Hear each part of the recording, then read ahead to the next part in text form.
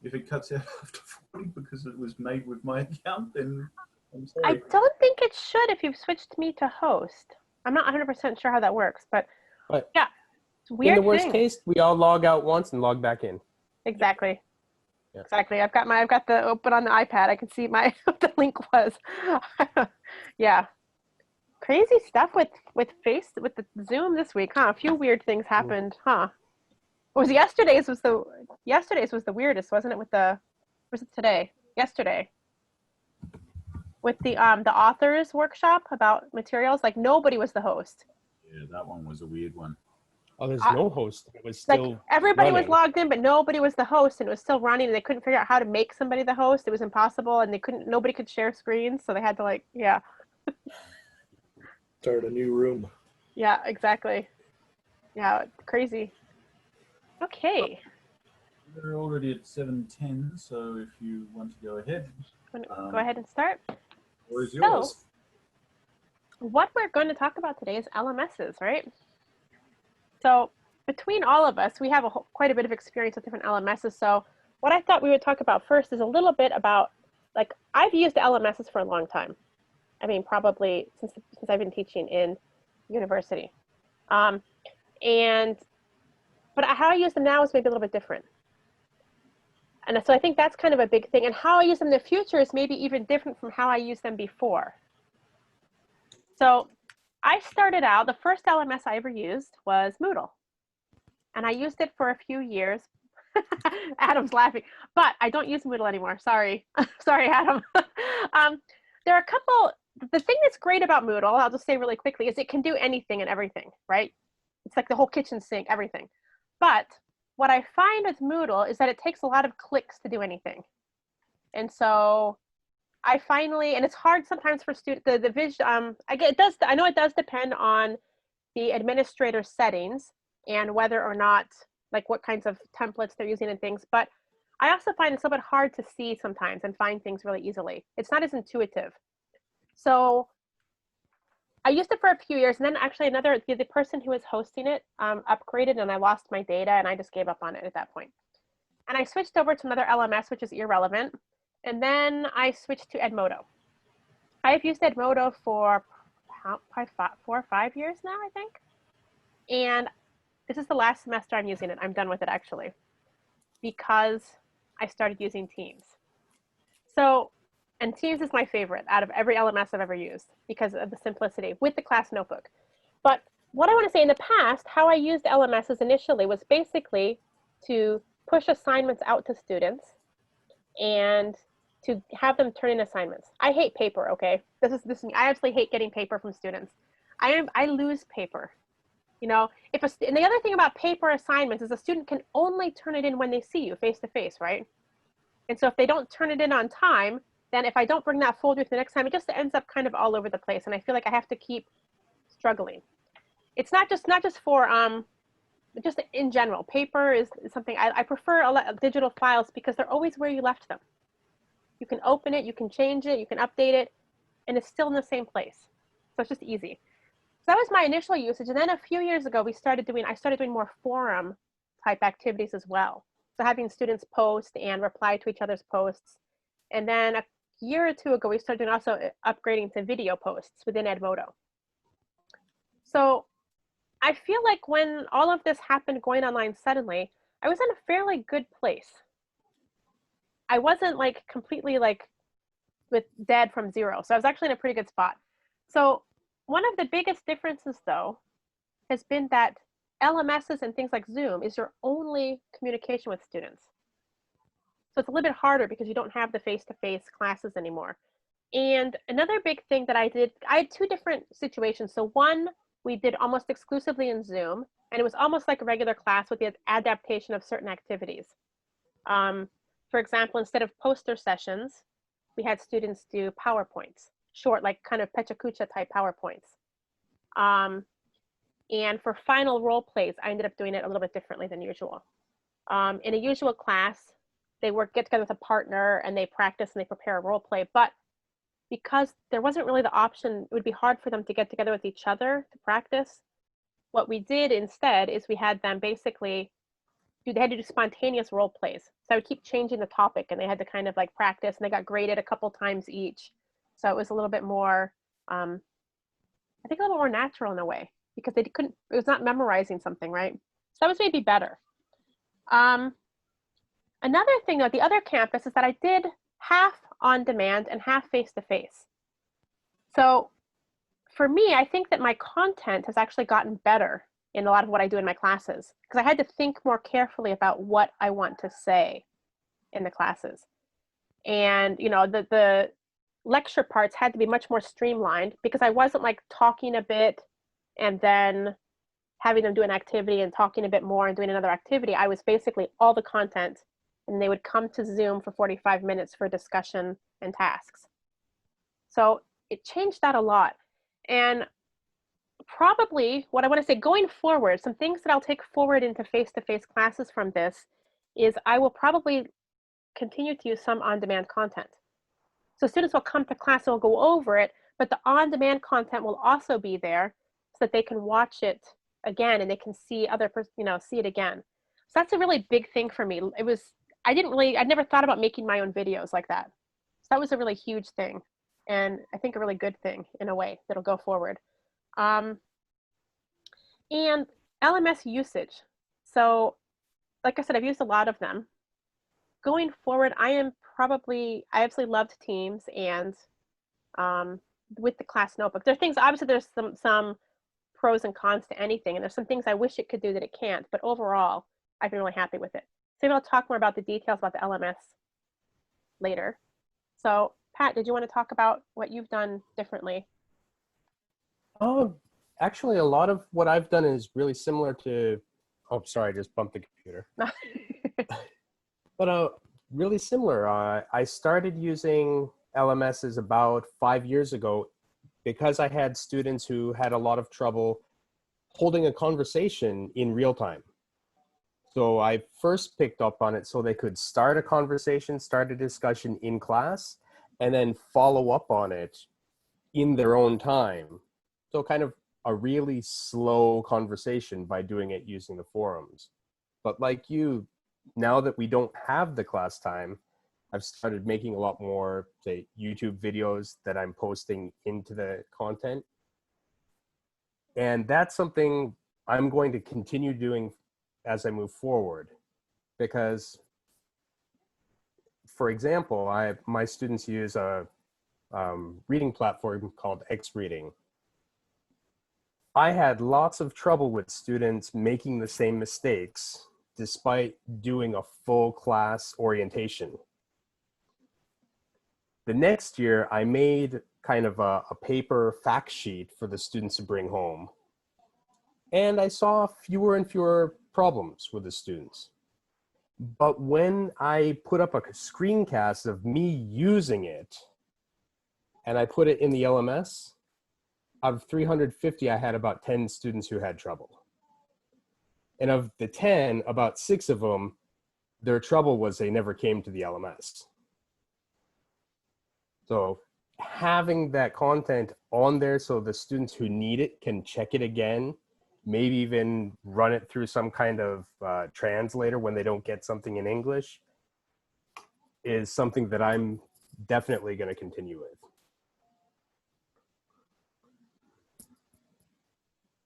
I'm good.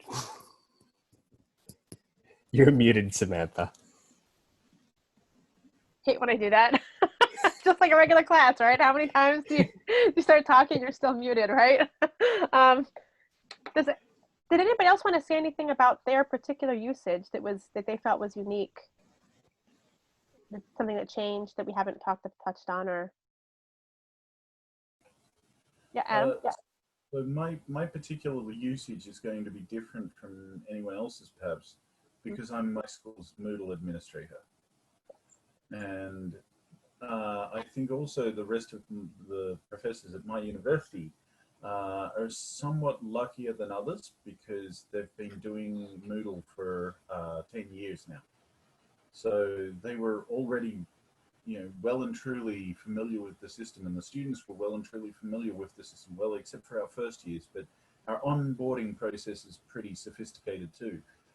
with automated instruction and everything. So that was pretty business as usual for the large part. The only trouble that we really had, I guess, is that our students, well, our student affairs office sort of dropped the ball and gave them the login details for the LMS about 3 weeks late. So 3 weeks later than was originally planned. It still was there before the beginning of semester, but instead of having 3 weeks or 4 weeks of using the system before classes, they had 0 because it was just before the classes started. But yeah, it all came good in the end, I think. But yeah, so even from the perspective though of people who've used Moodle and for the last 10 years or so, well, that's sort of why we were talking about RATT, in that we felt instead of it being emergency response or something like that, we had the classroom, and then, okay, the classroom's gone. But all this rest of this stuff remains. We still have the online component that is business as usual. So that part was business as usual. And we just had to say, okay, this bit's missing. So how can we adapt to make that part not so missed to keep going? So yeah, I feel that hearing it, my perspective's somewhat different. The other thing that really rang true, Sam, was what you said before when you were saying that the interface and everything is not very user-friendly and things like that, and it really depends on the administrator. And yes, I totally feel that because my users, they will tell me whenever there's anything they don't like. They tell me every time something changes. Yeah, the Facebook is now changing their interface, and they're copying a lot of problems. Yes. Anytime you change an interface, you run into problems and people who like some things and don't like other things. It's all a matter of really, I mean, even if the changes are better, it's still a matter of getting used to it and adapting and learning how to use it differently a little bit. So, I mean, it's terrible to say, but I sort of have empathy for the Zuck on this one. I mean, you change the system and you're going to cop complaints, no matter what, because no change is going to make everyone happy. And even keeping things the same isn't going to make everybody happy. There's always somebody who's going to be unhappy with something. And the thing is, there is no such thing as a perfect LMS, because there's always something that's not going to work the way you want it to. And everybody wants things to do things just a little bit differently. So there's no such thing as the absolutely perfect LMS, I think. It's kind of working with what you have as far as tools and figuring out how to do what you want to do. But one thing I would say on that note is that if everybody's using the same LMS, then the students only need to be onboarded once. Yes. That's a good thing. Yeah, I think that's an important point. If someone runs into trouble, they ask the guy in the next office. Yeah. Because you've already got a good working relationship with. So, and that actually runs into a decision that was made this semester too, because at the medical campus, I would have probably preferred to continue using Edmodo because I've used it for years, but all the students were first-year students with no experience, and it made a little bit more sense to go with Teams because a lot of people would be using Teams at the Matsue campus as well, like for new teachers, people who weren't familiar with any LMS. Also, Moodle is big at Shimano University. A lot of people are using Moodle, but I kind of resisted just because of the number of clicks and the complications, and I wanted to do something. Another thing about Moodle, in my opinion, is that it's not as visual. And if you use a class notebook with Teams, it's incredibly visual. You can see things without having to open up a lot of files and click on things. You can tell exactly what it is, and you can scan much more quickly. And now the other campus, however, though, the first-year students do not have English first semester. So all of our students were second-year students who had English the semester before and had already used Edmodo. So even though as I got started, Teams was, I feel Teams is a much better LMS, it makes sense to keep them on Edmodo for 2 reasons. They already know it, and they already have a login. So there's no complication. So another thing for me about Teams is that, I mean, not everybody can use Teams. Your university has to have like the subscription, basically. They have to have their license contract with Microsoft, right? And this is the first semester that our university did. It's kind of, I think, dumb luck, maybe. It happened before Corona, maybe. But the thing is that in that case, the students are already all have an account. I don't have to create an account or an ID. And actually, this is something I'm really excited about for this semester. Students I haven't met yet, I can just add them to my class based on either their student number or their name. I can find them and add them to the class. And then I can start actually communicating with them before the semester even starts. And so that's a really big thing, I think, for in that case. Yeah, that's exactly why I'm using web class. Yeah. I'm not using it because I like it at all. It can do much more than people think it can, but I personally think there's a lot of better choices. But as Adam said, I could choose an LMS that I think works really well. But if everybody follows that policy, the students could have 4, 5, 6 different LMSs, different logins that they have. So I just bit the bullet and said, I'm going to learn this LMS that I don't really like so that they can keep a steady, especially for keeping track of their homework. So if you have to look at 4 or 5 different portals to see what's going on this week for your assignments, there's bound to be something dropped. So yeah, I'm here to talk about how you can get the best out of a less than optimal LMS that's called web class. Yeah. That's a good point about logins and IDs. And that's actually affected other websites that I want to use as well. I don't want to have them make a ton of other accounts. For this coming semester, they will have to make one extra account for a textbook related site so they can watch the videos. But other than that, that's one thing that I rather like. So for example, I've used Flipgrid a lot this semester, but they log into Flipgrid using their university Microsoft account. They don't need a separate account. And there's other sites they can also log into using that account. So I'm really paying attention to that kind of thing. If they can log in using the university account, great. If not, if they don't need an account, for example, Nearpod, they don't need an account. So that's okay too. They just need a link. Go ahead, Adam. Right, yeah. So on that precise point, when I first set up the Moodle, the very first year that we actually were doing it, back in 2000, actually full-scale university-wide was 2011. And back then, we made a rule. And the rule is, if you want to use outside things like Quizlet or whatever, fine, as long as it does not require a login. Additional logins are forbidden. You're just not allowed to use them if they require students to remember another login ID and password. That's just not allowed. Anything else, link to it by all means. If you want to set up some sort of Google sign-on, awesome. One of the best things that we got was when we shifted to Office 365, now they log in with their email, they can get into the Moodle as well. Yeah, that's actually something I'm really excited about because that's always been an issue with when I used Edmodo, with students forgetting their ID or forgetting their password. And then this last semester, I had a lot of students, when they forgot, what did they do? Instead of talking to me and asking me to reset their ID, I can reset their password to their student ID number. Instead, what they did is they create a new account and try to join the class again. Create a new account, join the class again. I had a few students do it. One student, I think, created 3 accounts. Another student created, I think about 4 other students created 2 separate accounts. I'm like, okay.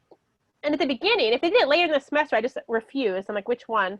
But when it was the beginning, I had one student who had 2 accounts the whole semester. I'm like, which one do you want to use? But I didn't get a clear answer. So I just checked which one she did homework in actually in the end and just, because they confuse themselves too, though, if they have more than one account in the end. I mean, it's a real problem. That's another thing I'm really happy about with the teams is if they forget their ideas, it's the same as your university email. And if they can't remember, I'm sorry, I can't really help them. They have to go to IT, unfortunately, probably. But it's an advantage. So do we want to keep talking like this, or does anybody want to talk about specific LMS details? Does anybody have a preference? Okay. I've noticed actually that Mark Helgeson is in the room, and so I think I might do a quick bit of a plug. But one of the things that he's done with English Firsthand is My Mobile World. Now, My Mobile World is actually perhaps the first time a textbook LMS, an LMS that's attached to a textbook, is actually a candidate at our university. And that's because Pearson actually supports LTI as an integration method. Until that time, none of the other ones are actually up for consideration because of that rule that I described earlier. Yeah, that extra login. Just to clarify, Adam, that LTI, that's something that lets you use that LMS within Moodle? Learning tools interoperability. It's a way of inside an LMS. It doesn't have to be Moodle. It could be Sakai, it could be Blackboard, or it could be several others. I think some of the free ones like Edmodo probably don't support LTI, but a lot of them do. Canvas and things like that, they all support it.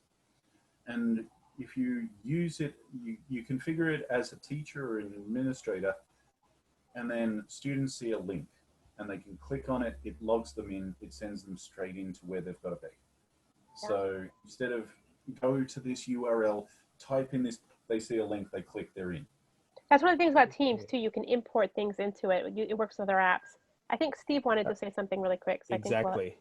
Well, yes, because I'm using my mobile world, and when I set up Moodle, the very first homework assignment is, okay, you need to go to my mobile world, go to this link. This is how you set it up, and this is how you access it every week. So I can set up a link within Moodle that will just go right to my mobile world. Yep.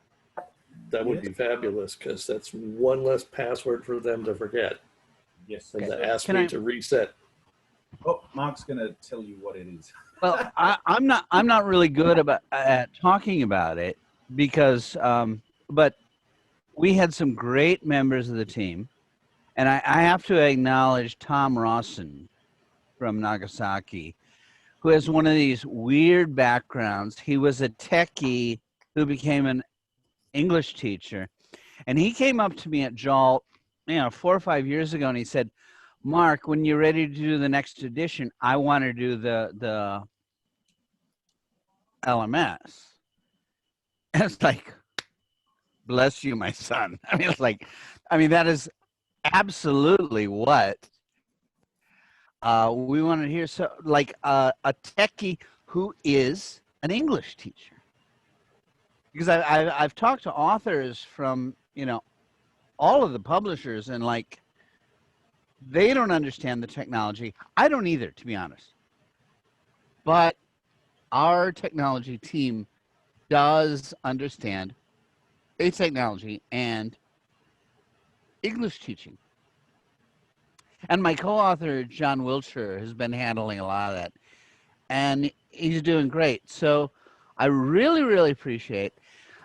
They also get that most of us are not Adam, most of us are not Jose, most of us don't have this deep background. And so they're trying to support teachers, and like, God bless them. I think that's a problem with a lot of the a lot of things that are end up out there. So a lot of the LMSs, even my teams too, they're not originally made for teaching, for education. So and I'm thinking about websites that I've been involved with in the past too, where the people making it don't really understand what the end user needs. And that's a real problem. Like, yes. So no, it's just that the techies are wonderful people, but they're all about the technology. But they're thinking about totally different stuff, and so, yep. Okay. Let's say 8 years ago, when we did an earlier edition of English Firsthand, and we did what's it called, Active Teach, which is a wonderful piece of technology to make it easier to basically to present. It's kind of like, imagine your whole book is on PowerPoint, but you have all of the answer keys and all the video and stuff like that. And the techie, who was a brilliant woman, made the explanation video, and it was all about like, well, you can do 4 different fonts and 7 different pencils. It's like, yeah, that's not what teachers want. Yeah. Well, I was, yeah. What were you gonna say? That CD was great. I loved that. I didn't have to take the book into class anymore. I just put the CD in the computer, and then I could put everything up on the screen and all the answers. I loved and it too. I wish the new edition was as good. It's not, because John Wiltshire and my co-authors said, okay, all we want you to change on the new one is make sure it opens to a single page, not a 2-page spread, you know, which is what a book does. And they didn't get it. But it's still pretty good. I still love the active teach. Yeah. But all I'm saying is techno experts are not ELT experts, Yeah. which everybody in this room is. Yeah. And that's true. That's a really good point. I mean, actually, Catherine had a good point too about device compatibility. That's another really big thing that comes up nowadays. So I think people were talking about the Moodle, like the Moodle mobile app is quite weak. And that's something that I like about Teams. I'm going to just come back and plug Teams again, is that the mobile app in some ways works better than the computer sometimes, I feel. The reason I say that is the Teams and class notebook integration. In Teams, you can, does anybody want to see for a minute? Or do we want to split into groups and talk about different LMSs? Or do we want to stay? Because I think, does anybody want to talk? Pat was going to talk web class, and my specialty is kind of Teams. Does anybody have a preference? Let me write in chat which LMS you want to focus on. Sam? Yeah. Something that might work well is if you have something specific you'd like to talk about, could you just append it to the end of your name? Like Adam can tell you anything about Moodle. Yep. I'm here for web class. So if there's create a couple of breakout rooms. Yeah, and then it's easier for us to kind of pair off. Okay. Good idea. Mark is here waiting for the party to start. I mean, that kind of thing. Oh, you're not waiting. I see the barbecue wafting all over you. I just changed mine to Teams. Looks like it started. Somebody wants to add to the end of their name which particular LMS they want to talk about. I'll make a couple of breakout rooms and stick people into. I'll leave Moodle at the end of mine, but I really do want to hear, or if possible, see a screen share of you using Class Notebook. Actually, me too. I've heard you talk about it several times with a passion, and I'd love to see it. I've never used it myself. Well, do we want to do? I mean, outside of these summer sessions, I could do a quick improv. I could do another session, like a full hour on Teams and Class Notebook. Can you give us a little taste right now? I'll give you a little taste right now. Okay. But Sam, as you set up your little taste, I want to encourage everybody after the OTJSS to start doing what I do and stop asking people permission to do what you want to do. Let's go ahead and set up a Saturday session. I was going to do it anyway. I was going to anyway. All so right. Yeah. There you go. Because I've had enough people asking about it, and I think I used it differently, but it was crazy up until this week because I was still doing grading and still trying to make teams for my next semester. Actually, I have a seminar class coming up, so no, I was already on that. I was thinking that's something that's kind of changed, I think, for the group in general as the time has gone on. Is at the beginning of the semester, everybody was creating impromptu meetings about things, and I did one on Edmodo, I think. But I think that's something. I think maybe we should also that's really post on OTJ that you don't have. These summer sessions are over, but it doesn't mean you can't create impromptu, or informal ones on your own. So, okay. So a little taste of Teams. I'm just going to open Teams. So to create a class is really easy. Now, there is one thing that happened to me at the beginning. When I was first creating went to try to create a class, maybe I'll create a new one really quick. Let me just create a team. I had a problem. When you create a team, you get this option. Oh wait, can everybody see? I didn't share, can everybody see it okay? Okay, good. So you have an option to create different types of teams, except I didn't have the class option.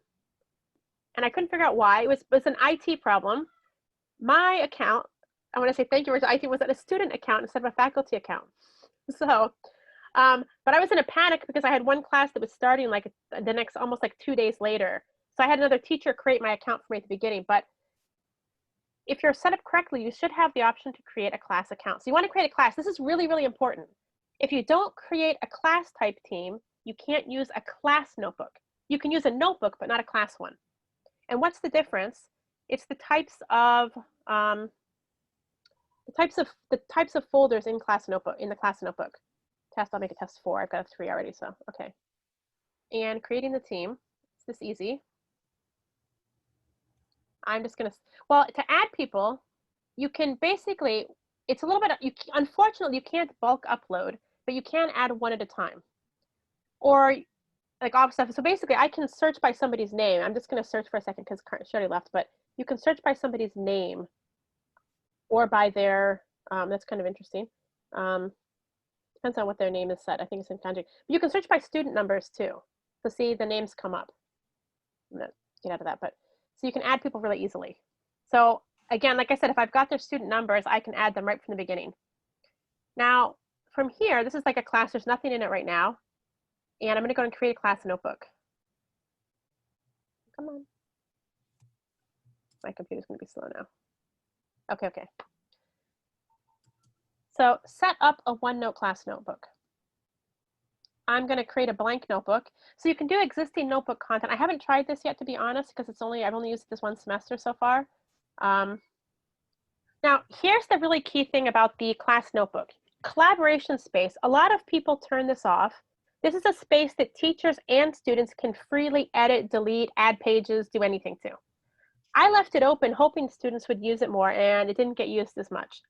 So one thing I'm going to try and do is maybe instead of the collaboration space, I'm going to encourage students to use the channels in Teams as more of a like discussion group and try to get them to talk more that way. Content library, the teacher can push content and students cannot edit it. So students can see, but they can't edit. So this is where I put all of my syllabus information and general stuff. Now, what students can do to a page in the content library is they can copy that page into their personal notebook and where they can edit and make notes on it. Teacher only section, I used this to create all of my content before I wanted students to access it. And then I would later distribute it or share it. And then student notebooks is a section where each student has their own individual notebook. And in this section, so, one more thing. In the student space, you can choose what notebooks like they have in there. So I had one, it's a presentation class, so I had one that I called presentations. And any homework assignments related to the presentations, I put in that folder. I added a section for textbook homework. Now, somebody told me, I watched a lot of tutorials before I started using Teams, and one thing that I heard that I just stuck in my head is it's easy to add a folder later, but it's a little bit harder to delete one. So it's better to think about at the beginning what folders you want. I think I had a class notes one, and I got rid of the regular general homework because I didn't have that. I had a TOEIC quizzes because I had a TOEIC section, I think. And that was it. So if I just create, doesn't really matter. Sorry, my things are hiding behind my Zoom. There we go. Okay. So getting my class notebook ready. You won't be able to see the student page, but the student page is really great for homework because there's there's a couple of different ways you can push a page to students. And one way is, I'm going to add some pages from here. I'm just going to, I have a couple of other notebooks. I'll go into a different notebook that I have right now, maybe.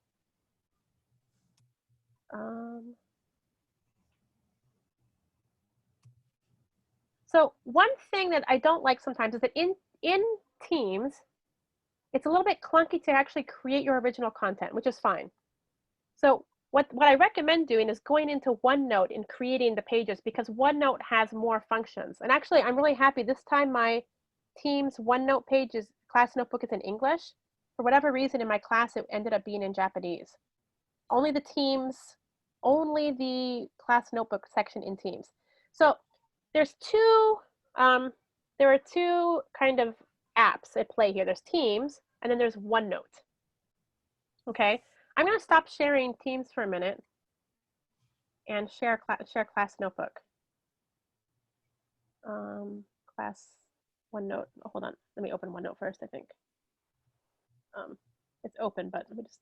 Okay. Now share screen. Oh, hold on, that's the wrong one. 1 second. I don't know why it did that. Oh, that's why. Hold on. Okay. Oh, okay. That's all it is. Okay, I got it. Share. OneNote. Okay. Okay. So if you're looking at OneNote here, then what you have is there's different folders. So I have my class folder that I used a lot this semester, and then I have general pages, and it's not showing my new one yet, which is sometimes a syncing issue. This is not a class notebook. It's just a general OneNote.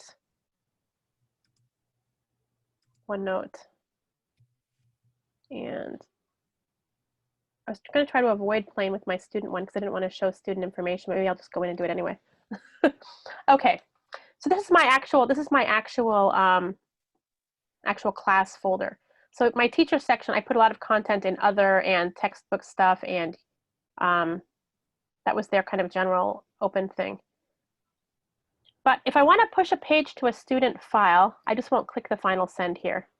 All I have to do is select the page. So for example, visual aids handout. So this is what I want to push to them. Okay, so I wanted them to do this in class with their partner. So all I have to do, if I don't want it for homework, for example, it's not an assigned homework assignment, then it's good to distribute it from within OneNote. For example, distribute page, and I can click here, distribute page, and then what it'll do is it will bring up,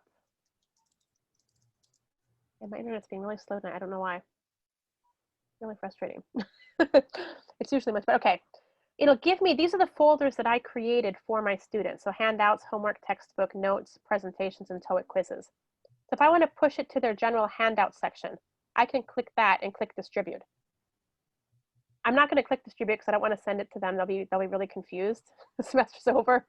But then what happens is in their folder, then they can see, if I just click on one handouts. So these are the handouts I sent to them. Bibliographies handout, introducing a classmate. So all of these are handouts that I just pushed them that way. Now there's another way that you can distribute an assignment. And this is actually one of my favorite things that I realized later. So I'm going to stop sharing class notebook one more time. Oh, but really quick before I exit it, if you go to general for a minute, what I was saying that I like is it's really visible. They don't have to like click on a lot of files and open them in like a PDF app or a Word app. It's all right here. And if they have the original PDF file, you can keep the original PDF file so they can actually download it and save it as a PDF if they want to. Tutorial videos, you can play videos from right within the class notebook. You don't have to, they don't have to open a separate like window in a browser or anything. It'll play it right within the notebook. And I have something funny because when there's Windows and Mac apps, right? So this is the OneNote for Mac, because I'm on my Mac right now. And there's OneNote, there's Windows, there's a, Windows 10 version and a 2016 version.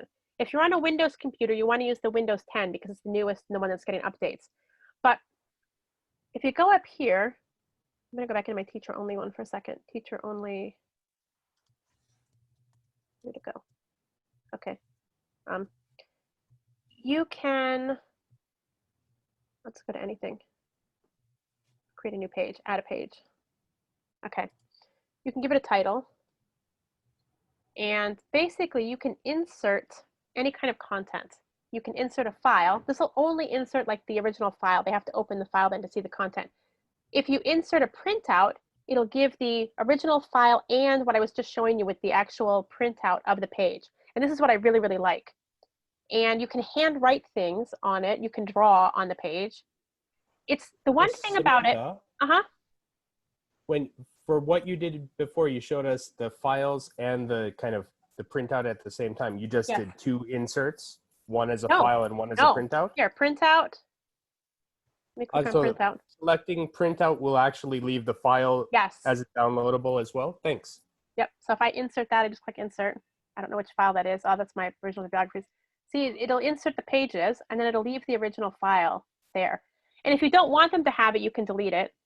There's some things, sometimes I deleted it, sometimes I left it, depending on what type of file or what I thought they might want to do with it. And then you can hand note things. So I'm not going to, this is going to be really bad on my mouse, but on my iPad with the pen, I can, you can draw in different colors and things. So, you can draw notes. With my mouse, I suck at it, so I won't try it, but you can write things. So this is great for student homework.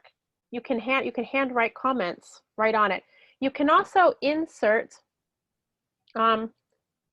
pictures, screenshots. You can insert, now I had a thing because on a Windows machine, it gives you an insert to, it gives you an option to insert an online video. There is no option here on my Mac to insert online video, so I thought that you couldn't do it. But what I discovered later, the same thing on this test page, is that actually you can. If you just have to type in the URL, and it works. What is weird here? Insert. I'm still in draw mode for some reason. Okay. Why am I still in draw mode? Hold on a minute. Draw. I've got to turn it off. That's one thing on the Mac that I found a little bit weird, is that I had to turn off the draw mode if I left it. So go back to text mode. I've done this before. The same mistake. But insert, if you just type in the URL, so for example, let me just find a YouTube video really quick. Anything is okay. A link. It'll just import that video right in there. Now see, on the Windows machine, you basically type in the URL into it. You type in insert a video, and it'll pop up a little box, and you type the URL in. This COVID stuff popping up at the top. Just type anything. Okay, I'll just click. I don't know what this is. My kids watch stuff on my account, so I've got all kinds of weird things showing up. I'll just click it. I don't know what it is. And oops. Copy. Clicking, we see your mouse dancing around. Yeah, I don't know what that is. So insert. So if I just go here and I just type, and I just hit enter. Isn't that nice? Now they can play it from right within the thing, and I can change the title if I want here too by clicking on it. I'm pretty sure. I know you can do it in the Windows machine, but anyway, that's it. It's that easy to share a video that they can play right within it. So like I said, I went through like the first half of the semester thinking that I had to use my Windows machine to insert a video. So, silly things that you realize later. So I had but you can also insert audio recordings. You could give audio feedback to your students, right? You can record yourself and you can save it. Audio feedback. So there's like limitless stuff that you can do in here. And that's really what I love about the class notebook. Now I was saying that you can post as an assignment, right? So this is the other thing that's really nice. Let me stop sharing this for a minute and go back to Teams. I just lost my Zoom. Where did it go? Too many windows open. Share screen, Teams. So another thing, like I said, I used Edmodo for a long time. And there's a problem with Edmodo. And that's that there's like a main posting form in the middle, right? But everything shows up in order of newest to oldest. You can pin one post to the top, which is what I did this semester. I posted all the important information right at the top. But if you want to assign something really early in the semester, it's going to show up. It's going to stay at the bottom as you keep posting new things. Whereas in Teams, you can create what's on the left side. You can see there's channels. These are called channels. So you can create a channel for each class and you can post information right in there. Now, another really neat thing, I'm just going to use my proper class one for now so that you can see, is this assignment. So I had another misconception at the beginning, and that was I thought that you could only post assignments to the general channel because the assignments tab only showed up in the general channel. This is just a conception that I had. And about 5 or 6 weeks into the semester, I realized that I can actually link an assignment to a particular channel, not just to the general channel. But it was so far in the semester, I decided to leave it. But if I create a new assignment, create.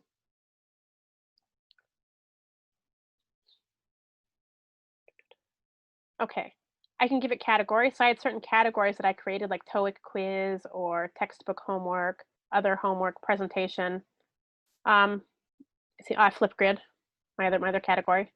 It just helped later in the semester I could see the grades, the grading more easily.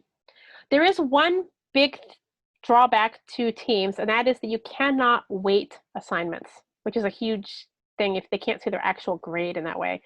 But because I can give things categories, it's a little bit easier. You can basically put the points together that way.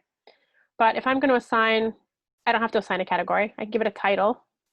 And this is the cool thing. So add resources. You can give it a rubric, however many points. But the problem is, I'm going to say one thing, quizzes. If you create a quiz, you use the one more piece of software called Forms, and you can attach it, but you cannot, the number of points for that quiz is based on the number of points in the Forms quiz. You can't change it so that it's got a weight of like 1 point, for example, or 2 points.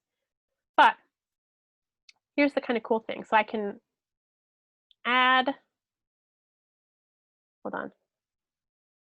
So class notebook, if I click on class notebook here, I can, again, where is my file located? If it's in my teacher only space, I can take this, I can find my file. And come on. move.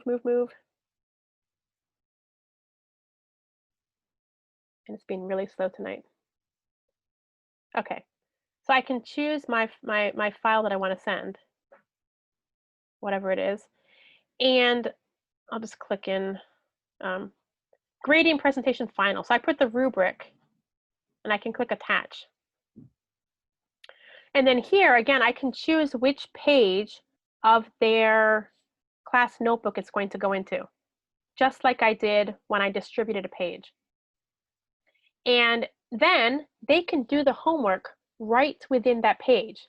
So for example, for textbook homework, they had a couple of options. They could either type in their answers, they could handwrite their answers, or if they wanted to do their answers in the textbook, they could basically upload an image of their textbook.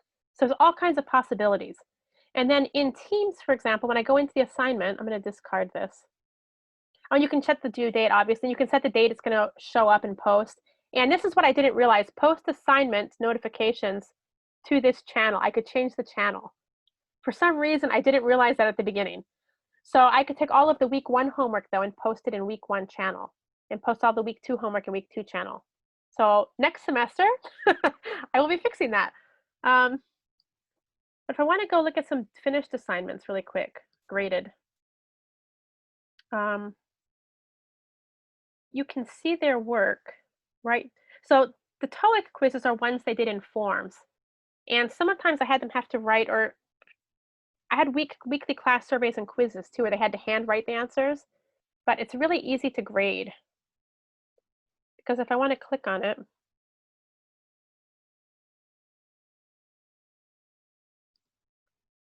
basically, I can see their answers.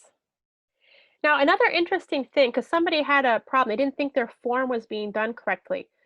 If you assign a formed quiz through Teams, the students' answers do not get updated in the actual form. The original form is left untouched, and their answers are saved within Teams.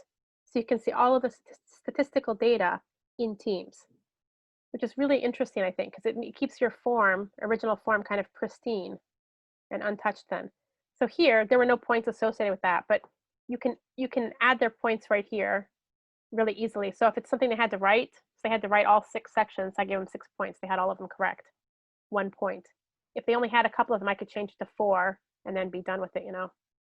So it's really, really easy to go through. So when you first open it, just shows 0. It's not auto-graded. And if it's auto-graded, you can see auto-graded. So you can override anything you want. So that's really, really easy. And you can give half points. So that's also really nice. Or percentage, or you know, a percentage of a point. So I really liked this setting. And like I said, within the, let me move my Zoom thing. There we go. If it's a class notebook page, you can handwrite notes right on it and give them the points right within Teams. You don't have to open their class notebook separately. And then basically when you finish, it'll highlight it and you just click return and it sends it back to all of them, their grades. So it's really, really easy to do. How about questions? Because I've gone on a lot. No, I don't think there are any in the chat. Pat, were you raising your hand with a question? Yep. Just a quick one. Mm-hmm. How do you copy, say I've got 2 sections of the same class. Yes. It's just been split in 2 because it's got a lot of students. Yep. So how do I copy, say, all of the channels that I made in one section to another class? So you want to keep them into 2 separate classes in Teams. Yes. So in that But case, I don't want to remake have to recreate all the channels and everything. the class notebook. You kind of have to cut. And I was playing with this today because I haven't played with creating a new class yet. And what I found out is you can copy like a section, but you can't copy a group section, which I was kind of disappointed. Because in my class notebook, for example, I have like skills up. Mm-hmm. But there's something else. I'm sorry, I haven't played with it yet. I'll do a more detailed presentation later. But I haven't played with it yet. But I think you can send a link. So for example, I started taking my main core pages and putting them into a new OneNote notebook that's not a class notebook, so that I can keep them. Those will be like my main ones that I update, and then I can update them into the class ones later. And I saw an option. Instead of copying a section to a new class, it looks like you can link. So I'm going to play with that. If so, then that's even better, because that means that I can have my notebooks in one folder. Like I have a lot of core things that I give to students, like skills up sections, a plagiarism section. I want to work on some kind of like, I find links to interesting articles that I think might be topically related to them, and the English maybe isn't too hard. Or maybe it is, but it's okay, you know. And for inspiration for things related to topics that we study in class, and I separate them by categories. But I haven't created that in my class notebook yet. But I want to create all that content, but if I can link to it instead of having to create it, then it's even better because I can keep updating that core section. Mm-hmm. So I'll get back to you on that. But as far as copying a whole class, actually you can copy a whole class. Here, let me share one more time. Because I know you can, because I did it once for something I was playing with. I just lost my Zoom thing, hold on, share screen. This is, I'll share Teams. I can't see it, there we go, share. Okay, so in Teams, I'm gonna copy one of my test classes instead of my main one. But if you right click on, if you right click on the 3 little buttons here, the kind of like, I forgot what they're called. You get all of these options: manage team, add channel, leave the team, edit team. And I'm pretty sure, oh, that's just edit it. Oh, maybe you can't. Hold on a minute. Because what I was able to do, I created a class and I added students before I had content, but then there were some problems in the class and I wanted to assign them to a different class. I didn't want to have to re-input the students. You can add members from another class. You can add all of the members from one class into a second class, which is how I did, because one thing about the Teams video conferencing is you cannot do breakout rooms, right? So what I had done, oops, I didn't want to do that, is I created a discussion team where I had channels, right? So it had general group 1, group up through 17. And I basically bulk added the students. But as far as bulk copying a class, I'm pretty sure I will have to let you know on that because I'm not sure that you can. I imagine there is a way. We just got to find it, right? Yeah. So I'll keep looking to, and if you find it first, let me know. Yeah, yeah, I will. I'm not going to try to copy my whole class over because I want to change things enough, like little things I want to tweak. So I don't want to, if I use the same class, I'll get lazy and I won't update those things. I don't want to update, it's just me personally. So if I create. This past semester was the first time you used it, right? Yes, yes, it was. So the second time's going to be better. Of You know course. what it can and cannot do. So yeah, recreating, totally. Yeah, recreating from the beginning. The teams, my channels will probably stay pretty much the same except the dates, but as far as the content I put into the channels will be different. What I did, because I had issues with the school wanting me to post like in Moodle too, so it was a real hassle at the beginning. Actually, I have to still post everything in Moodle once, like the links. I'll just post the link to the team. Oh, I just had the most brilliant idea. I'm not even going to bother posting all of this content. I'm just going to post the link to the team's. Anyway, in here, I posted all of this information about in class. So the Zoom meeting, and I basically just copy each one into the next week, and then I would just change out the links and the information a little bit. So I posted that during class, and then yeah, that was kind of what I did for that. And then anything when you create a post, it'll usually if you create an assignment, it'll send students an email. It'll send there's like an activity thing up here, so you can see kind of my activity. There's no recent activities. There's not much showing up right now. My activity, not much recent. Like news feed type thing, yeah. Yeah, but it doesn't show everything. It shows assignments that were posted. It doesn't always show if you create a new post though. I think if you do there's something if you at the class, it'll actually send them a message. But it's really visual, I think. And another thing I liked was chat, because I felt like it was kind of like a I'll get out of that. But it was. I think we might need to wrap it up there. Yes. Just dropped, and I think they're dropping like flies because they're all headed to go to the drunk fest. I think so too. Oh, I'm not supposed to call it that, but Jose can edit that out. Okay. Anyway, so before we do though, I'd like everyone to perhaps everyone who's left anyway, please unmute your mic and let's give Sam and Pat a wonderful round of applause. Because I know the fest is started, but if PJ wants to get together for a little bit before that, I'm probably not heading over for a while. I'm burned out. I'm using web class poorly and I need to know more about it, but this is my 4th one today and I still have grading. I need a drink. Okay.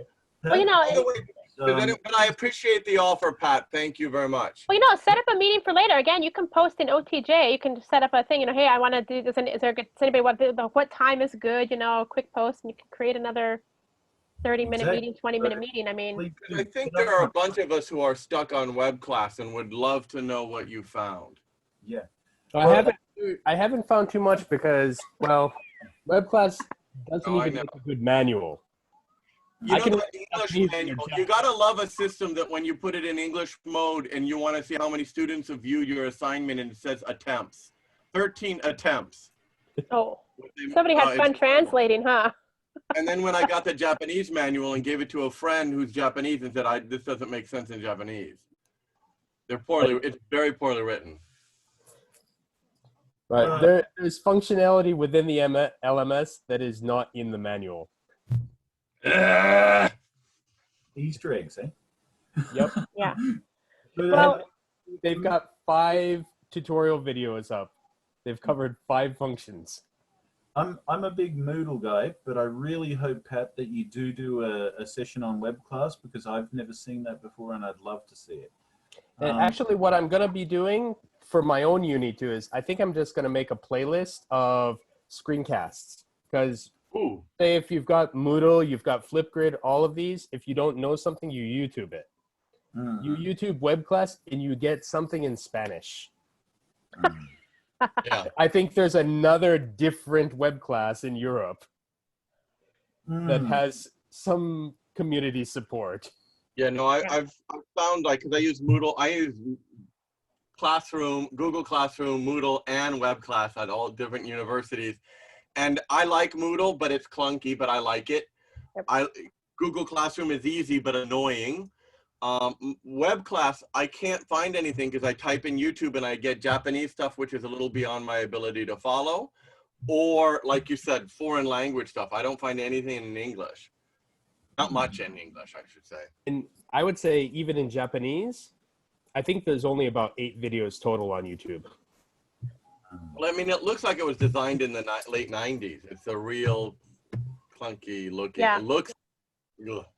Teams has a lot of definitely- support Yeah, Teams has as much as you on want. YouTube. Yeah, but I spent a lot of time like looking at things. So I think there's a handout I think I attached to the class that has, I post like some pros and cons of the Teams and I didn't include Edmodo because I'm not going to use it again in the future, but if anybody wants to, I can add Edmodo. And Adam was going to send me something from Moodle I was going to add to it.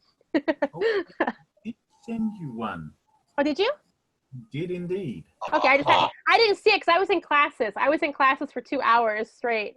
Oh, right, yeah. 3 hours actually to go pick up kids at Gakudo before I had 2 classes tonight. I did- So I'll add it. I'll update the handout file. But yeah.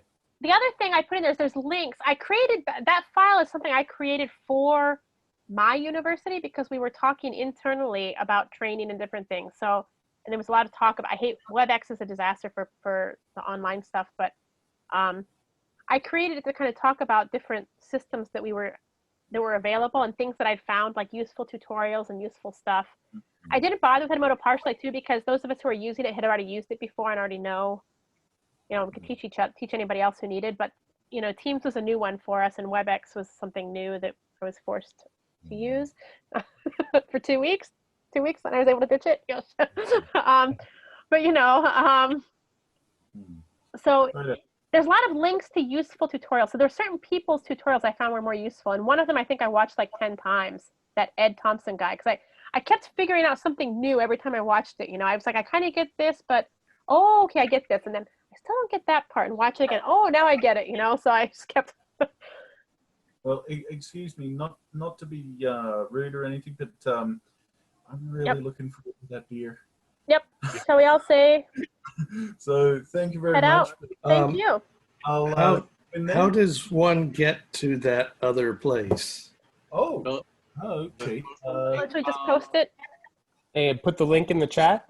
Yeah, that'd be fine. Let me just find it. I don't think he wants it on I the think- website. I think that's it. It's the one. It's the normal one, right? It's 896, right? Recurring one. He turned it Yeah. into a Yep. recurring meeting. So Yep, that's it. That's it. Okay. Since I'm yeah, new I at everything find here. that myself, so that's great that it's right here. That's the normal one. I assume Yes, that's still. that's it. Yeah. Yeah.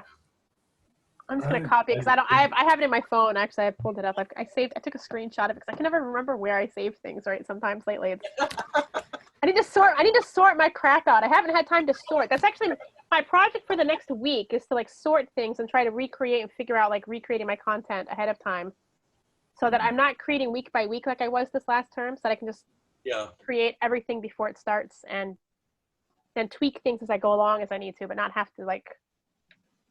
I've tried to do that several times and found that it's an uphill battle trying to prepare everything ahead of schedule. Well, some things can be prepared ahead of time. So if my TOEIC quizzes are all ready to go since they're okay from the semester. I often tell myself that that's what I'm going to do. Ah. Hey guys, I'm gonna. I'll see you guys over there. Yeah. I'm good about getting the bulk of it up there, and then the little things don't get done. But yeah. Okay. Well, I'm gonna see you guys around sometime, but I've got to bring my son to a event tomorrow at about 6:30. So. Ooh, that's an early morning. And I'm I know not sure how if I am in those Friday fests. I actually, the last 2 times I went, I cut out earlier than normal. I think I left it. I didn't go last week because I had a headache, but the week before, I think I was leaving at 11 o'clock. Early for me, 2 weeks in a row. Last time I went, I was with putting the chairs up on the tables with Bill at the end. One time we were at 3 or 4 in the morning, Adam. Yeah. Me, you, and Todd, right? Yeah. Okay, I'll see you in there. I'll see you over So there. maybe next week I'll have a all-nighter with you guys. Okay. All right, pal. It's good. Yeah. It's good to chat with you. I'm so glad that we've met because I feel like The other night, holy crap.